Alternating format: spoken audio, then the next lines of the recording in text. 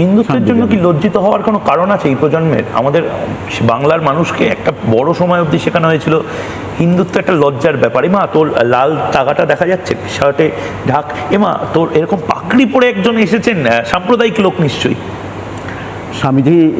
স্বামী বিবেকানন্দই এটা দেখিয়েছিলেন যে পাগড়ি পরিহিত সন্ন্যাসী বিশ্বের দরবারে তিনি সনাতন ধর্মের বাণী প্রচার করেছিলেন এবং তিনি সেখানে ঘোষণা করেছিলেন, I am proud to call myself a Sanatani Hindu.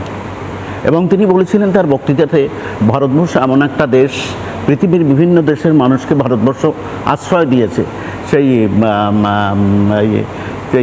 Tata, Ratan Tata যে সম্প্রদায়ের তাদেরও ভারতবর্ষে আশ্রয় দিয়েছিলেন। গুজরাটের মহারাজ তাদের আশ্রয় দিয়েছিলেন এক গ্লাস দুধের ভেতর খানিকটা চিনি দিয়ে, যে চিনি দুধের সঙ্গে সম্পৃক্ত হয়ে গেল, মিশে গেল। তেমনি হিন্দু সনাতনী, আমরা সনাতনী এবং পার্সি আমরা মিলেমিশে রয়েছি, এইটাই ভারতবর্ষ। এবং আমরা বলি না যে এক ধরনের ওয়ার্ড এখন আলোচনায় বারবার চলে আসে, সেকুলার।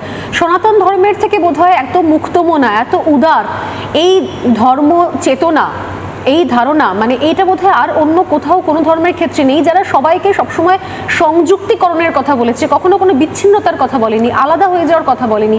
সবাই সব জায়গা থেকে প্রত্যেকের সম্মান দিয়ে, তাদের নিজেদের জায়গায় সম্মান দিয়ে, তাদের যে যাপন, সেই যাপনটাকে শ্রদ্ধা জানিয়ে আমরা কিন্তু একসঙ্গে থাকার কথা বলে এসেছি।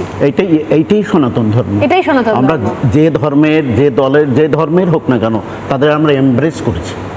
আমরা তাদের গলায় লাগিয়েছি সনাতন ধর্ম, ভ্রাতৃত্ববোধ, বিশ্ব ভ্রাতৃত্ববোধ সনাতন ধর্মই শিখিয়েছে।